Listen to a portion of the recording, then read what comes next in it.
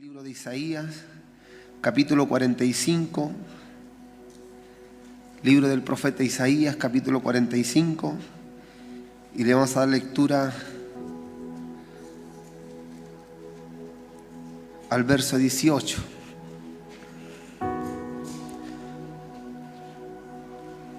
A medida que la vamos encontrando, nos vamos poniendo de pie.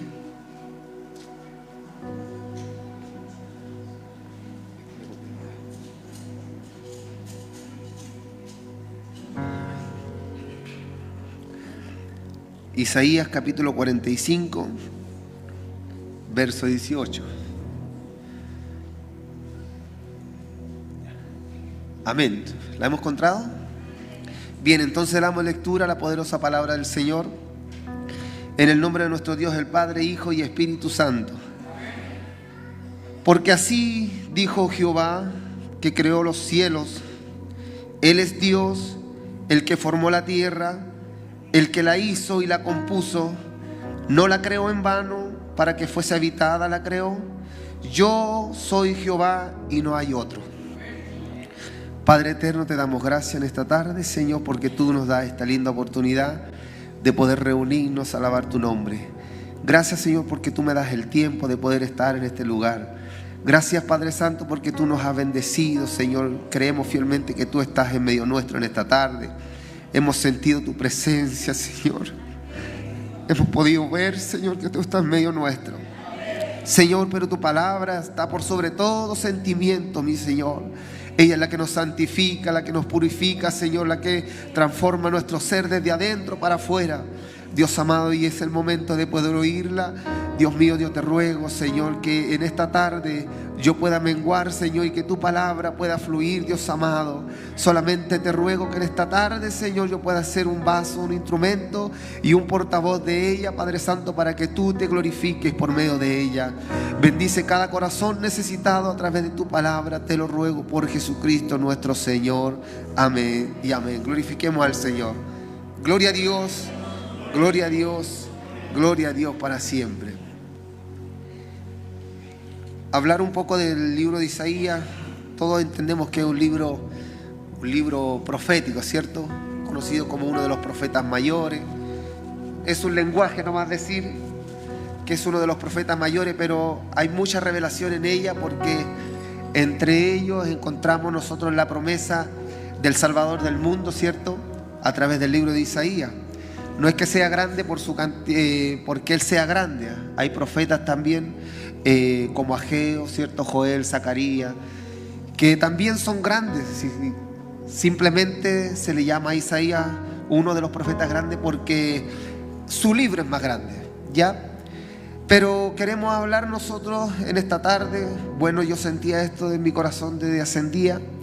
Y hay una cosa muy linda que me ocurre cuando comienzo a leer la palabra del Señor, porque cuando se me clava en el corazón un pensamiento o una idea que viene de parte de Dios, yo sé de que luego viene una predicación, y desde ahí es donde uno tiene que exhortar lo que Dios está amonestando, ¿cierto? Pero yo quiero que en este día usted pueda entender la predicación o el sermón de esta tarde, y que se pueda ir a su casa y compartir con su familia esta bendición. Leíamos nosotros un pasaje a lo mejor no muy conocido de Isaías, pero frases muy conocidas. El párrafo que hemos leído no es muy conocido, porque siempre de Isaías conocemos las profecías que un niño nos es dado, ¿cierto? Un niño nos es nacido, o la profecía del siervo sufriente y profecía futura. Pero hay una frase aquí que es muy linda, donde dice el Señor, dice: yo soy Jehová y no hay otro. Nosotros somos un grupo de hermanos, ¿cierto? Un grupo de hermanos creyentes en Dios, que somos prácticamente, para poder que usted me entienda, monoteístas, porque creemos en un solo Dios, ¿cierto? Amén. Creemos en un solo Dios. Entendemos que dentro de Dios está el Padre, está el Hijo, está el Espíritu Santo, pero creemos nosotros de que en el cielo existe un solo trono, y ese es el trono de nuestro Dios. Bien, y dice: porque así dijo Jehová, el verso que leíamos, que creó los cielos. Él es Dios, el que formó la tierra, el que la hizo y la compuso. Dice más adelante: no la creó en vano, y para que fuese habitada la creó, y yo soy Jehová y no hay otro. Hoy en día nosotros estamos caminando, o la iglesia peregrina en esta tierra, y no lucha con un sinfín de creencias, y que nosotros tenemos solamente un enemigo, que es Satanás, el diablo. Y desde ahí podríamos decir que hay otro enemigo, que es el mundo, que es manipulado por Satanás, el diablo, y nuestra carne también, que cede muchas veces a las tentaciones que ofrece este mundo. Bien, pero por sobre todo eso, la iglesia del Señor ha sabido permanecer en el tiempo, y eso es promesa de parte de Dios, porque Dios dijo de que las puertas del infierno no prevalecerían con esta iglesia. Bien, pero estamos hablando de Dios, y yo quiero que usted entienda ciertas partes, porque nosotros no adoramos a un Dios pequeño. Este Dios que nosotros servimos no es un Dios pequeño, no es un Dios que lo podemos nosotros figurarlo, no podemos decir que este es un Dios que podemos encasillarlo. Dice la palabra del Señor que el cielo es su trono, la tierra es estrado de sus pies. El mundo no es capaz de sostener a este Dios. El universo, cantábamos en delante, en la inmensidad del espacio. No, ahí en la inmensidad del espacio no alcanzamos nosotros, incluso el mismo espacio, el firmamento, no es capaz de contener a este Dios que servimos. Nuestro Dios es un Dios grande, es un Dios temible, es un Dios respetado. ¿Qué más podríamos añadir a eso? Es un Dios todopoderoso, que son palabras cliché que se usan siempre, ¿cierto? Omnisciente, omnipresente, omnipotente, que tiene todo el poder. Pero hay cosas más allá de eso que son atributos hacia Dios. Es nuestro sanador, nuestro consolador, nuestro ayudador. Es el fuerte en batalla, dice la Escritura por ahí. ¿Qué más habla del Señor? Podríamos decir de que Él es el grande, y podemos seguir dando adjetivos para referirnos a este Dios que adoramos. Y este Dios, no, con todo lo que decimos, no alcanzamos a encasillarlo. ¿Se entiende, cierto? Por su grandeza, por su santidad, por su majestuosidad. Ese es nuestro Dios. No solamente nosotros entendemos esto, no solamente nosotros entendemos de que Dios es grande, lo hemos enseñado a través del tiempo, se nos ha enseñado a través del tiempo por siervos de Dios. Nuestro pastor, nuestros hermanos encargados de grupo enseñan la grandeza de este Dios. Enseñan que este Dios es inigualable, no se compara con nadie. Dice el mismo libro de Isaías, dice de que Él no conoce a ningún otro que se compare a Él. Nada hay semejante a mí, nada hay quien pueda salvar como salvo yo, dice el Señor. En una oportunidad también el profeta decía: acordaos de los tiempos pasados para que vean cómo soy yo, que no hay nada fuera de mí, ni nada a mí hay semejante. Él es Dios. Él es Dios. Cantábamos en delante unos cánticos que decía, hay un cántico muy lindo que cantaban los hermanos del coro, que decía, a ver si me ayuda usted con el término que decía el cántico: no hay Dios tan grande como tú. Y nosotros lo cantamos y decimos: no lo hay, ¿cierto? No hay Dios que pueda hacer las obras. Y nosotros decimos: como la haces tú. No hay quien pueda hacer este tipo de obras como la hace nuestro Dios. Nosotros eso lo sabemos porque estamos nosotros programados desde que vinimos al Evangelio. Sabemos de la grandeza de Dios, de la santidad, que Él es santo. Sabemos que Él es majestuoso, de que Él es lindo, Él es hermoso, soberano. Y usamos todas esas palabras. Pero no solamente nosotros sabemos distinguir el poder de Dios. Si nosotros vamos a la Biblia, por ejemplo, el Salmo 114, por allá por el Salmo 114, dice la Escritura, por ejemplo, se lo voy a leer. Salmo 114. Cuando salió Israel de Egipto, la casa de Jacob, del pueblo extranjero, Judá vino a hacer santuario a Israel, su señorío. Oiga bien, el mar lo vio y huyó. El Jordán se volvió hacia atrás. Los montes saltaron como carneros y los collados como corderitos. No solamente lo que tiene razón, que somos nosotros que razonamos, sabemos de esta grandeza de este Dios, sino que aún la creación de Dios reconoce la grandeza de este Dios tiembla, huye de lo terrible que es Dios. Esa es la parte que yo quiero que comencemos a entender, porque hablamos siempre de lo lindo de Dios. Hablamos siempre de que Dios es bueno, de que Dios es compasivo, de que Dios es misericordioso, que Dios es bondadoso. Sí, pero también una de las características de nuestro Dios, de este Dios que servimos, es que es un Dios terrible y temible. Que cuando Él toca los montes, humean. Toca la tierra y tiembla. Cuando iba a la presencia de Dios con los hermanos, con el pueblo hebreo, ¿cierto? ¿Qué ocurrió con el Jordán? Se detuvo, se retrocedió cuesta arriba. Algo tiene que haber visto el Jordán, ¿cierto? Algo tiene que haber visto el Mar Rojo cuando tuvo que dividirse. Algo tiene que haber pasado ahí. Aunque no tienen ojos, aunque no tienen oído, tiembla la tierra. El mar huye. El Jordán se retrocede. Vemos nosotros el gran poder de Dios manifestado en la Biblia. El mismo 68, yo traje algunos textos, dice la Biblia también en el 68 que la tierra tiembla, y la tierra tembló, también se debilitaron los cielos ante la presencia de Dios. Aquel Sinaí, cantábamos también con los hermanos, aquel Sinaí tembló delante de Dios, del Dios de Israel. Y ahí, dice la Escritura, que ahí, cuando estaban los rayos, dándose el decálogo, dándole la ley al pueblo de Israel, ahí mientras estaban los rayos, el Señor le dijo a Moisés, que no pasen de esa línea, quédense hasta ahí nomás.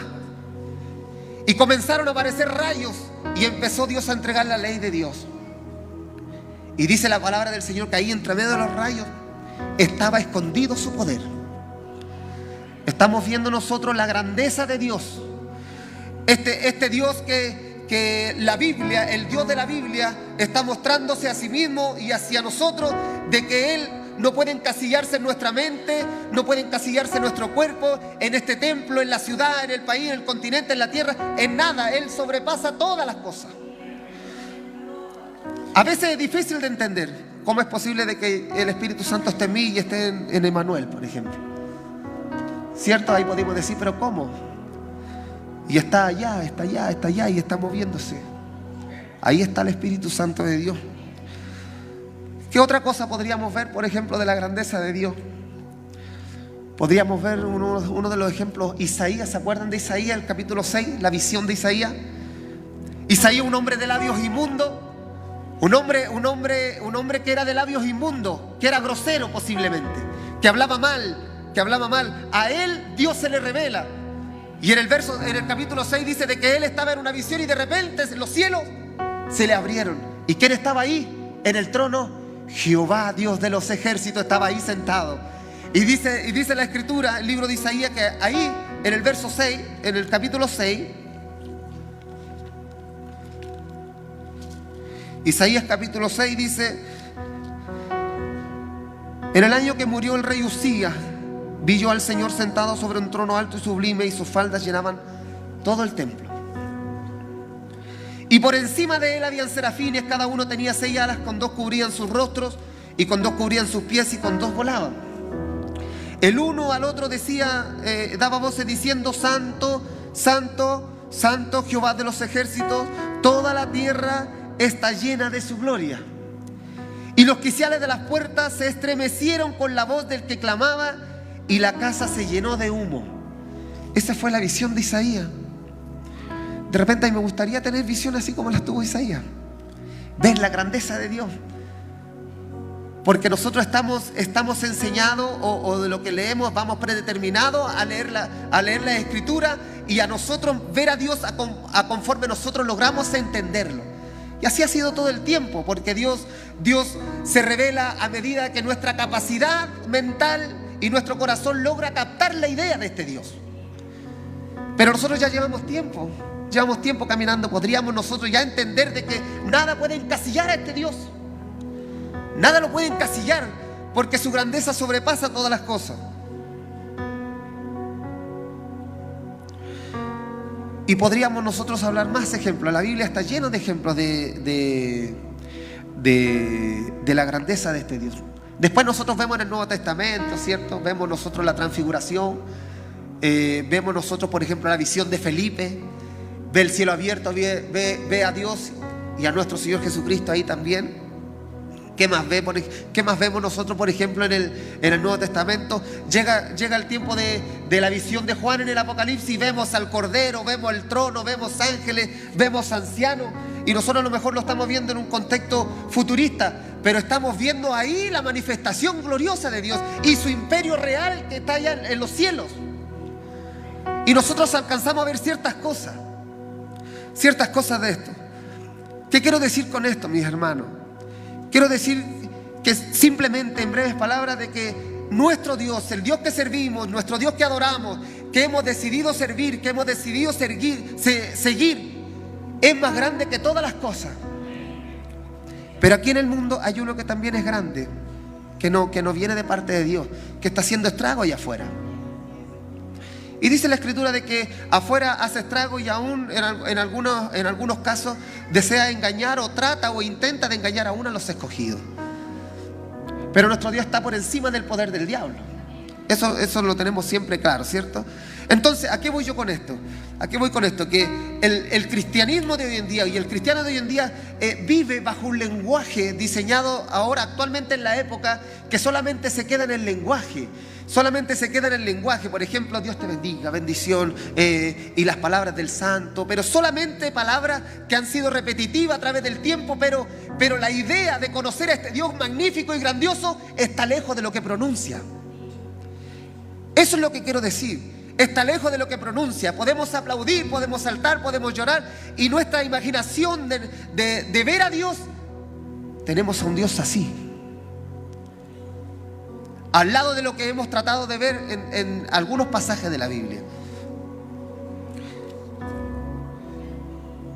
Pero por Jehová son ordenados, dice el libro, la palabra del Señor, ¿cierto?, los pasos del hombre, y Él aprueba sus caminos. Si el hombre cayere, no quedará postrado. Pero ¿qué quiero decir? De que por Jehová son ordenados los pasos del hombre, de este Dios, más aún de los hijos de Dios. Nosotros hemos decidido seguir a este Dios, hemos decidido alabar a este Dios, y hemos hablado a través de las Escrituras su grandeza, su magnificencia, su santidad. Aquí nosotros veíamos en la visión de Isaías que decían los querubines o serafines, decían santo, santo, santo, ¿cierto? Algunos en las oraciones cuando oran dicen santo, santo, santo. Él no es 3 veces santo, es 1000 veces, millones de veces santo, porque su santidad también nos encasilla en nuestra mente. Si pudiéramos interpretar o cerrar nuestros ojos y ver esa gloriosa visión de Isaías, quizás podríamos imaginarnos una idea y podríamos decir: tremenda visión, gran visión que vio Isaías. Y aún con todo eso, a Isaías le queda chico. ¿Por qué? Porque Dios es muy grande. Eso quiero. Este Dios es grande. Este Dios es fuera de lo bondadoso. Este Dios es terrible, es temible. Le decía yo en el 114, ¿qué pasó con el Jordán? Algo vio el Jordán cuando iba el arca que representaba la presencia de Dios y decidió retroceder. ¿Qué viste tú, Jordán?, le decía el salmista, que te volviste atrás. Y tú, oh mar, que huiste. Entonces yo pienso en esas cosas. Yo pienso en estas cosas. Tendremos que ver.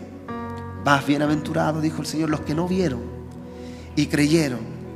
Los que no alcanzamos a ver, pero nuestra fe trata en lo posible de comprender esta existencia de este Dios. No estamos aquí porque no creamos en Dios. Estamos aquí porque creemos en Dios. Ahora tenemos que analizar nosotros cómo vemos a ese Dios. Es como vemos a ese Dios.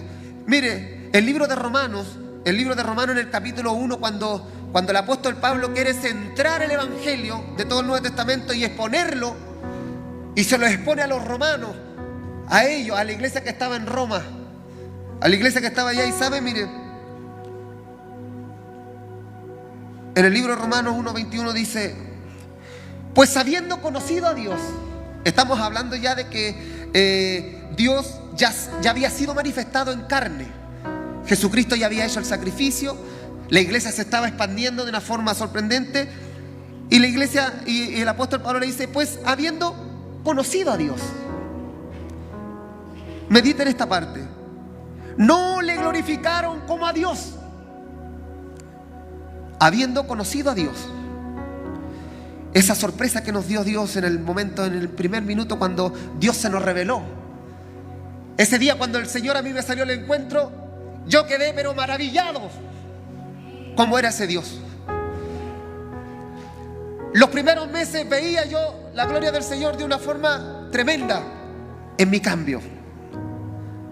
Comenzaba a ver yo a Dios de una forma maravillosa. Comenzaba a experimentar ciertas visiones al principio y más me hacía acercarme a Dios. Eso me ocurrió al principio. Pues habiendo conocido a Dios, pasa el tiempo, después con el tiempo y dice, y no le glorificaron como a Dios, ni le dieron gracia, sino que se envanecieron en su razonamiento. Y su necio corazón fue entenebrecido. Profesando ser sabios, se hicieron necios y cambiaron la gloria del Dios, de este Dios incorruptible, de este Dios grande, de este Dios que la tierra tiembla, de que los montes humean, de que el mar huye, de que el Jordán, los ríos, todas las cosas donde se manifiesta Dios, tienen miedo y tienen temor de la grandeza de este Dios. Cambiaron la gloria del Dios incorruptible en semejanza de hombre, corruptible, de ave y de cuadrúpedo, pero ahí ya se va más allá, ¿cierto? Ahí se va para aquellos que a la final les terminan desviándose. Pero ¿cómo se desviaron? Por un comienzo. Porque olvidaron cómo era Dios. Olvidaron cómo era Dios. ¿Y qué ocurre? Se nos pasa a ser un problema hoy en la actualidad. ¿Sabe por qué? Porque el Dios que tenemos nosotros manifestado, que sabemos que es el Dios verdadero, lo tenemos encasillado de una forma a como nosotros queremos que Dios sea en nuestra mente y en nuestro corazón. Porque ¿qué reconciliación tendría, por ejemplo, una persona que crea en Dios pero no conoce la falta de perdón? ¿Qué puede decir, por ejemplo, el hombre que cree conocer a Dios pero no cree en las sanidades, que no cree en el don de lengua, que no cree en el Espíritu Santo, que no cree en la manifestación de Dios? Hace un Dios limitado.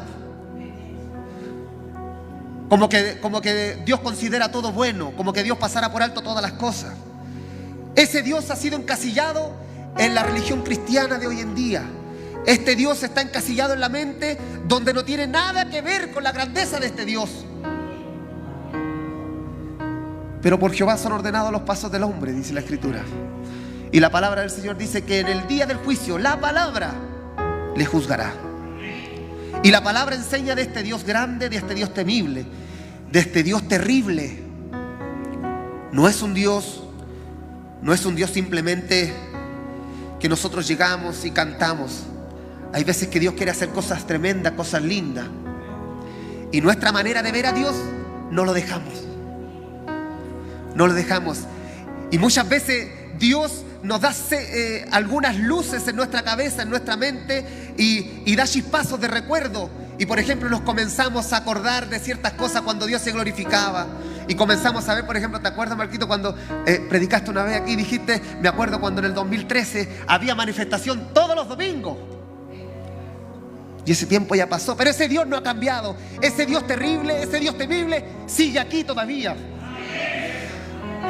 Ese es el problema, encasillar a Dios. Cuando Dios no puede ser encasillado. No puede ser encasillado en nuestra mente.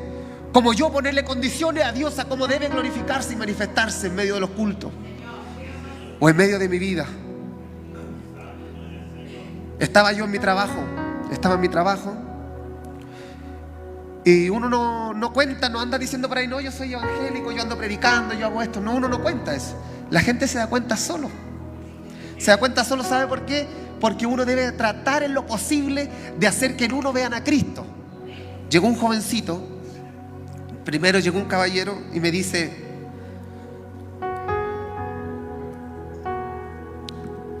maestro Diego, le traje un pancito, me dijo. Yo siempre comparto con él. Yo le regalo fruta, él me regala la mitad de un sándwich, porque siempre me ve tomando mate y yo soy bueno para el mate. Y gracias, muy amable. Me voy a mi taller y de repente llega un jovencito y me toca la puerta del taller y me dice, hermano mío, yo nunca lo he visto en la iglesia, lo había visto 2 veces, 3 veces en el trabajo. Necesito que oremos, me dijo. ¿Pero qué necesitas tú? Que ore. ¿Pero qué es lo que tú quieres? Tú necesitas que te unjan. Esa es la palabra, yo necesito que me unjan. Ya, pues le dije yo, cierra la puerta, ven. Lo hice pasar, cerré la puerta, porque tampoco somos para burla, ¿cierto? Cerré la puerta, le dije, ya, aquí primero debes arrodillarte, le dije yo, y vamos a orar. Y yo comencé a invocar el nombre del Señor, y comienzo a orar por él. Comienzo a orar, el joven comienza a llorar, y yo le pedí al Señor que le diera bendición, porque tenía problemas. Terminamos de orar, él cerró la puerta y se fue. Me fui a tomar el mate, yo parto el pan, me pongo a comer la mitad de un pan, se veía un pan con carne bien rico, me pongo a comer el pan. Y yo me saco los lentes un poquito, y de repente veo de que en el pan se mueve algo. Se empezó a mover algo. Y me da por ponerme los lentes, levanto el pan, y el pan, así está el pan, se brotó de gusanos blancos acá arriba. Y yo me había comido la mitad ya. Me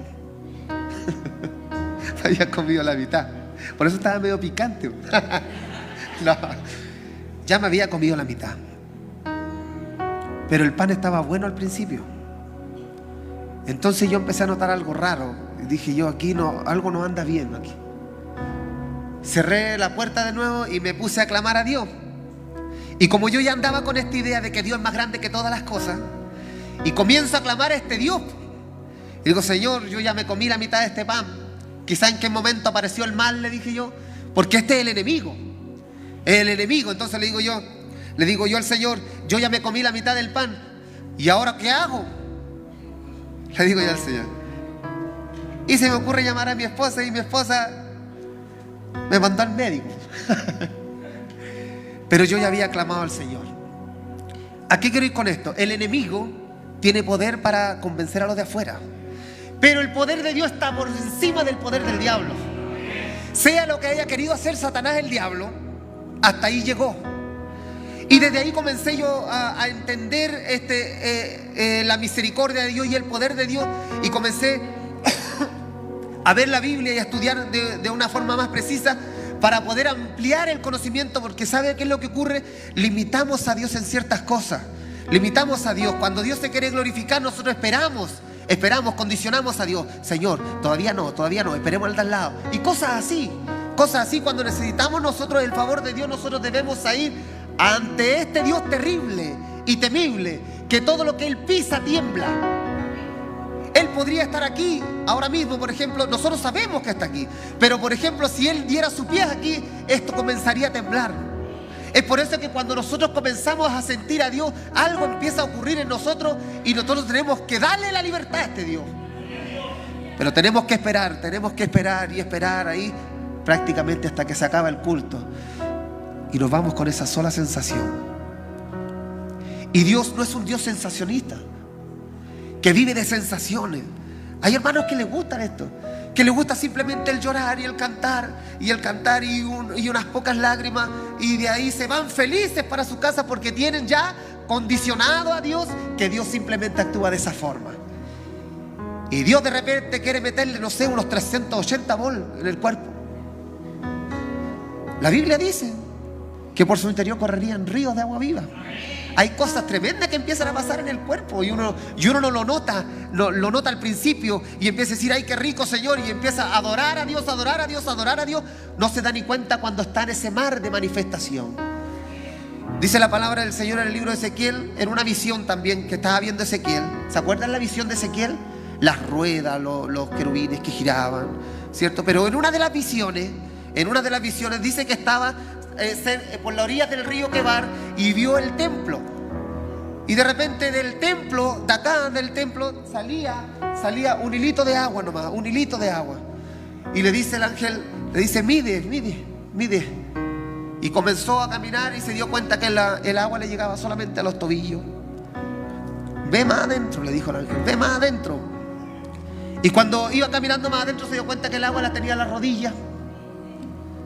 Y siguió caminando. De ese pequeño hilito que salía del altar, se fue caminando, y ya el agua le llegaba a los lomos, y ya se dio cuenta que ya no se podía cruzar sino a nado, dando a entender Dios a través de esa visión. Para nosotros, en una aplicación, digámoslo así, como la presencia de Dios, hay quienes les gusta solamente estar en la orilla, que no les gusta más allá.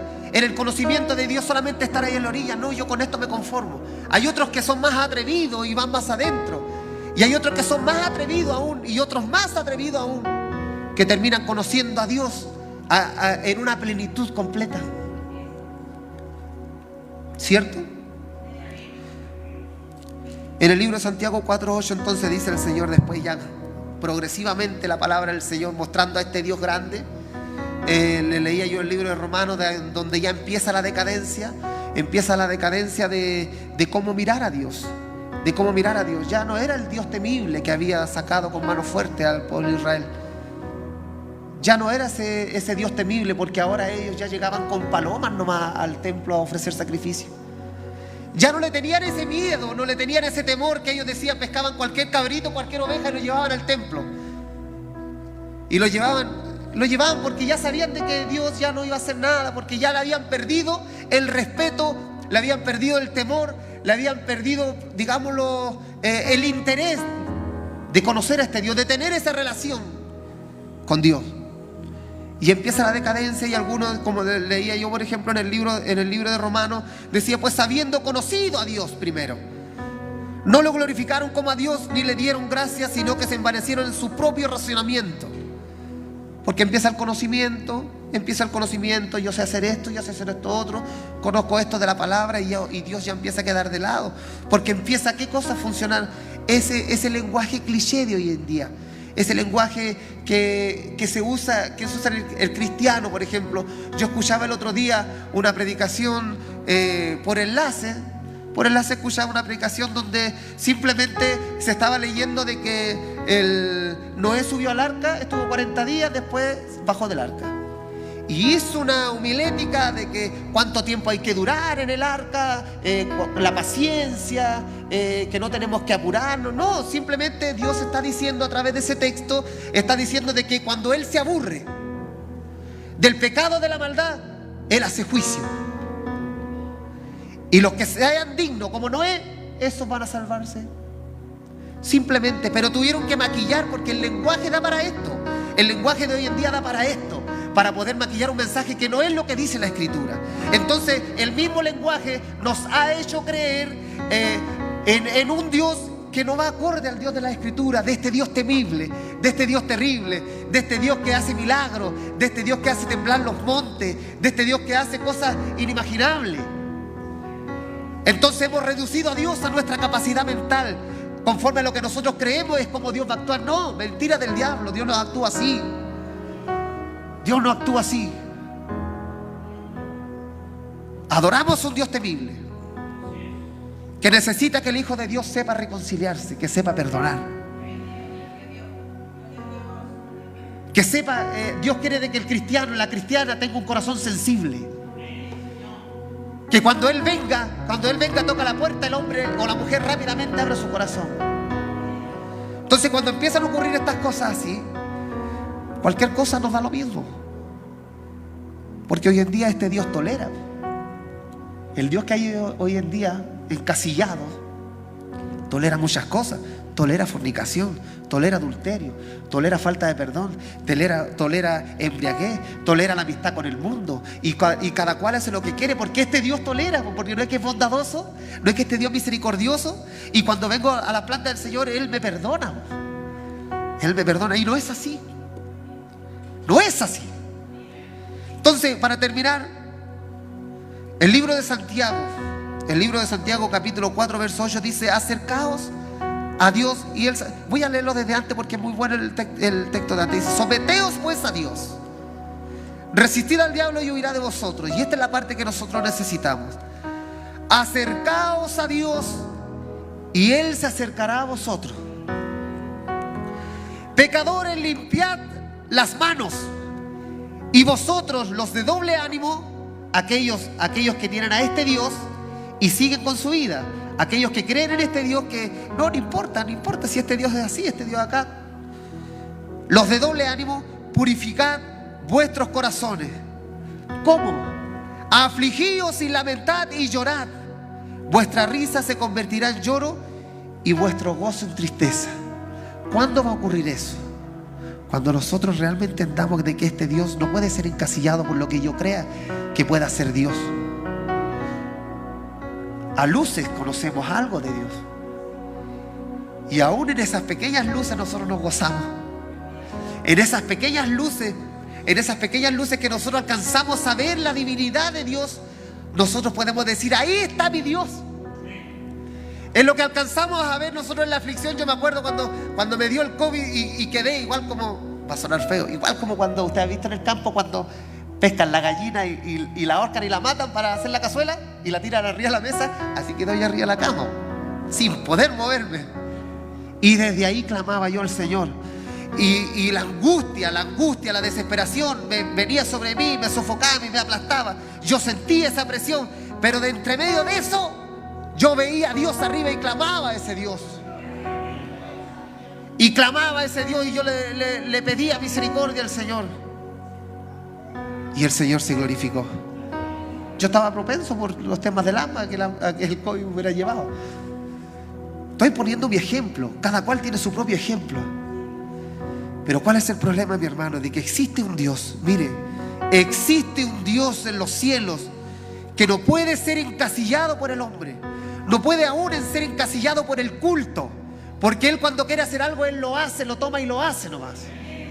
Él no encasilla nada. Él no encasilla nuestra manera de ser. Por eso yo le digo, por Jehová son ordenados los pasos del hombre. Al final, listo, sigamos como estamos, pero al final Él nos juzgará. Este Dios de la Biblia, este Dios terrible, este Dios temible, Él va a juzgar ese día. Entonces, ¿qué es lo que ocurre? Es tiempo, decía nuestro pastor en delante, es tiempo de que la iglesia del Señor comience a tomar en cuenta el tiempo en el que vive. ¿Sabe por qué? Porque nosotros estamos viendo solamente las noticias que alcanzamos a ver nomás. Dice la palabra del Señor que rodearán a Israel y lo atacarán. Israel está peleando con Gaza, está peleando con el Líbano, está peleando con Irán y se están sumándose más grupos atacando a Israel. Está metiéndose Estados Unidos, estaba hablando Rusia, estaba hablando China. Yo estoy viendo esas noticias porque estoy interesado en saber el tiempo en el que vivimos. Nuestro pastor, ¿qué es lo que decía? Estamos en los últimos tiempos, se ven cosas que no hemos visto. Y dice la Escritura que la venida del Señor será como en los días de Lot, donde la maldad era mucha. Y así estamos. Entonces necesitamos nosotros pensar en cómo tenemos a Dios en nuestro corazón. Desde el momento que yo leí esta palabra y comencé a ver esto, dije yo, Señor, tan lejos te consideraba. Viendo las maravillas de Dios a través de la Escritura, teniendo este libro en la casa, teniendo nosotros los sermones dentro del culto y viendo la grandeza de este Dios ahí expuesto ante los ojos de todos los hombres, y aún así no somos capaces de temer a Dios. Es tremendo, hermanos. El que esté con problemas de falta de perdón, pídasela a Dios hoy. Vaya, haga lo que tenga que hacer, porque Dios viene. El Señor viene, Él ya lo prometió, ya lo dijo. Sabe que nosotros vivimos tiempos de gracia y nosotros ya no deberíamos estar así sentados. Nosotros deberíamos ya estar levantando las manos, glorificando a Dios. Deberíamos estar nosotros ya esperando que vamos a cantar. ¿Sabe lo que le decía el Señor cuando vine? Por eso me reía solo, yo ya estaba riéndome solo. Porque decía, Señor, este es un sentimiento mío, yo sé de que tu palabra es fiel y verdadera, pero ¿cómo lo entiendo yo para poder entender que este es el sermón que usted quiere entregar, Señor? Porque siempre vivo preocupado de eso, no me preocupo de preparar un tema que pueda servir, no, algo que nos sirva, actual, algo que nos sirva, que nos haga estremecer, que nos haga entender ciertas cosas. Y los hermanos del coro, como yo venía pensando, el tema central es este Dios grande, es este Dios temible, este Dios terrible. Este Dios toca la tierra, la hace temblar, toca mi vida, la hace temblar, toca la iglesia y nos hace temblar, hermano. Hace que retrocedan los mares, hace que retrocedan todas las cosas, y aún las huestes del mal no vienen y tocan, porque nosotros servimos a un Dios terrible y un Dios temible. Sea bendito el nombre del Señor. Debemos pensar así. Debemos pensar así. Nuestro Dios es un Dios grande. Ese es el problema, que todavía no reaccionamos de que Dios es grande. No es una palabra cliché, no es una palabra de decir Dios es grande, Él es grande, su magnificencia. No, Dios es grande. Dios es grande, Dios es temible. Dios, si pudiéramos verlo, dice Juan, ya estaba preso allá en Patmos, y dice que de repente escuchó una voz que le hablaba y se dio vuelta en el día del Señor. Y cuando se dio vuelta vio la gloria de Dios. ¿Qué ocurrió con él? Se cayó. El cuerpo no lo resistió. Ahí estuvo. ¿Y sabe lo que vio? Los pies como bronce bruñido de nuestro Señor. Ahí lo veía. ¿Cómo será la grandeza de Dios? Ese pelo radiante en un cuerpo glorificado. ¿Cómo será, por ejemplo, ver sus vestimentas, que por blanca que sea, ahí está resplandeciendo? Y está resplandeciendo ahora mismo. Ahora mismo, por ejemplo, si estuviéramos viendo la visión de Dios, aquí Él mismo sentado en su trono, y que las faldas de Dios cubran ahí el templo. Aleluya. Ese es Dios. Ese es Dios. Entonces, cuando comenzamos a encasillar a Dios, nos hacemos pobres en la fe. Nos hacemos pobres en la fe. Le ponemos peso a nuestro caminar porque creemos de que Dios tolera en nuestro caminar. Dios es más grande que nuestro problema, que nuestras dificultades. Dios es más grande que la alabanza. Dios es más grande que nuestra oración. Dios es grande. Dios es grande, es temible y es terrible. Vemos los juicios de Dios, de lo terrible que Él es. Vemos, por ejemplo, lo terrible que es en su poder cuando Lázaro lo levantó. 4 días, hiede ya, está todo hediondo, podrido. Ahí está. Y Dios le dice: Lázaro, sal fuera. Y viene Lázaro y sale. Denle de comer, que debe tener hambre. Vemos el poder terrible de Dios ahí. Este es Dios. Y el consejo que nos da el Señor dice: acercaos a Dios y Él se acercará a vosotros. Pecadores, limpiad las manos, y vosotros los de doble ánimo, purificad vuestros corazones. Afligíos y lamentad y llorad. Vuestra risa se convertirá en lloro al final, y vuestro gozo en tristeza. Que el Señor añada bendición a su palabra. Hermanos, vayámonos con esta idea a nuestra casa. Dios es grande, Dios es bondadoso, sí. Es cariñoso también. Dios es amoroso, cariñoso, bondadoso, compasivo. Dice mi hermano Jorge que nos apapacha, ¿cierto? Nos hace cariño. Es lindo eso de parte del Señor. Pero es justo también. Y es justo en su justicia. Es justo en su justicia. Y ahí conocemos la otra cara de este Dios. De este Dios que no puede ser encasillado por el hombre. Amén. Vamos a pasar a orar y vamos a pedirle a Dios que Él toque nuestra vida. Que toque nuestra vida. ¿Y sabe qué? Pero que toque esa parte que nos cuesta. Que nos cuesta entender de que este Dios me esté llamando a esto. Yo sé, mire, ¿sabe qué? Desde un tiempo acá yo he comenzado a experimentar cosas muy lindas. Yo sé cuando Dios está tocando. Yo sé cuando Dios está haciendo sentir que hay cosas que no son correctas. Y Dios está tratando de hacerlas cambiar. Y hay dureza. Podemos ser duros de corazón, ¿cierto? Pero la palabra de Dios corrompe hasta la piedra más dura, dice la Escritura. Y entra hasta el tuétano de los huesos, que penetra ahí y corrompe y entra y transforma el alma. Ese es Dios. Vamos a pasar a orar para engrandecer a este Dios. Dígale todas esas cosas lindas que usted tenga que decirle. Y de ahí: Señor, aquí estoy. Tú sabes lo que me hace falta. Tú sabes lo que necesitamos que sobre. Pasemos todos a orar, hermano.